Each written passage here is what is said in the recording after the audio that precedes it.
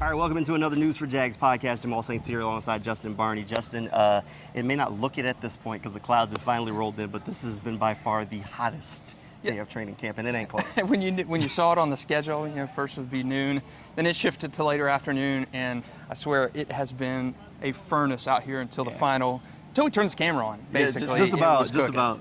Then it finally cooled off, the clouds rolled in, things cooled off a little bit, but it's been hot. Not exactly the hardest work day for the guys out on the field, but definitely the hottest day for them.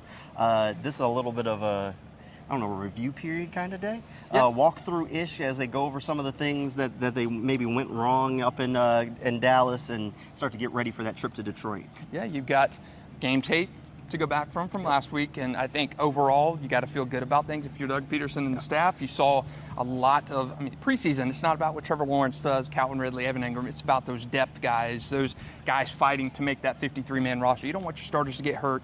You want them to get some meaningful snaps just to show that they understand the execution, and you want to see those second, third teamers, those 88, 89, 90 guys on the bottom of that roster perform, and I think those guys answered some questions. I was happy, and I know Coach Peterson probably has to be as well. Yeah, a lot of the young guys definitely showed up in a big way. Hey, we've been talking about Jeremiah Ledbetter. He was giving me a little grief, but he showed up and got a sack. I'm just saying. Hey, he did. Yasir Abdullah, Jeremiah Ledbetter. I know we've been on the Gregory Jr. train for about a year and a half right now. 2 turnovers in just the first quarter. Fantastic, and that was a spot that we said we wanted to see going into that game, that you want to really see those young guys perform. You want to see how they excel in the game reps and when those other jerseys are on the other side of the line. And we saw that Gregory Jr. 2 turnovers. He was on a punt return. He recovered that.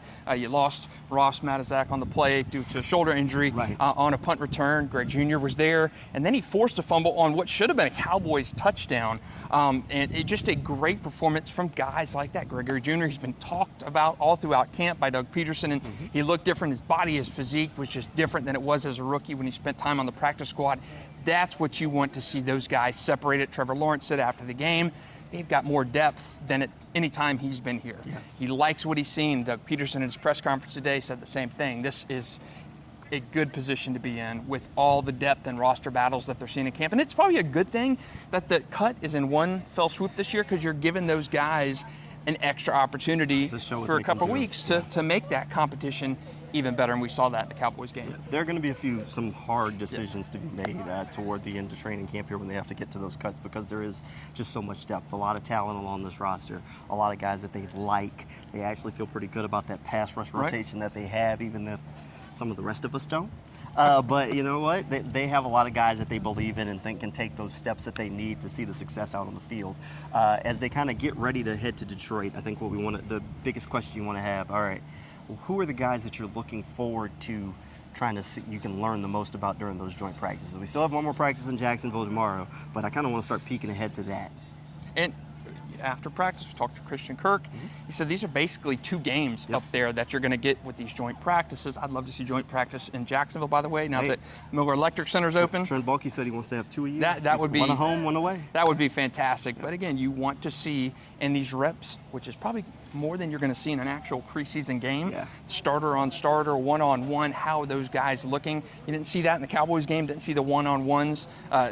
Dallas held out a lot of guys, so you're going to get to see the one-on-ones in these joint practices. And how is the Gregory Juniors, the Jeremiah Ledbetters, how are those guys going to respond as the stakes are raised? Again, it's not a game, but this is the best competition that a lot of these guys will have seen all season by going against those number ones. Hey, Christian said they keep score in the back of their heads, even though there's no scoreboard. A guy like Gregory Jr., this is a big test for him. If he goes out there, because the Lions have some good wide receivers now, so if he can go out there and have a good showing against them on that practice field, all of a sudden the coaches have to really say, okay, maybe this isn't just a jump for him. Maybe it's time for us to have him jump Trey Herndon. So he's kind of on that cusp.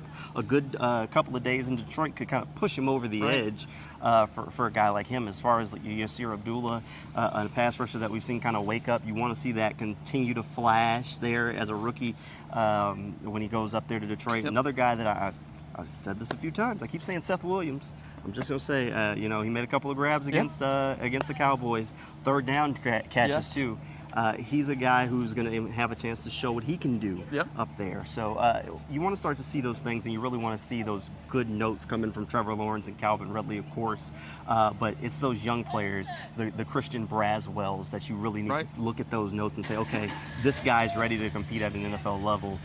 Maybe he's not just going to be on the roster, but have a role somewhere on the roster. And look, I mean, speaking of receivers, this receiving core is deep. You know, we talked about just depth of receiver, really the lack of a true number one. Calvin Ridley is that. He had 2 catches in the game the other day against the Cowboys, and you're looking for that depth. Last year it was Tim Jones, used that final preseason game to vault himself onto the roster. But against the Cowboys, I mean, Elijah Cooks, big game, 42 yards receiving. Jacob Harris, catch of the game, 1 catch, 42 yards, initially ruled a touchdown, but it gave Jacksonville possession inside like the 4-yard line. Great play from Jacob Harris. Guys fighting to make the roster.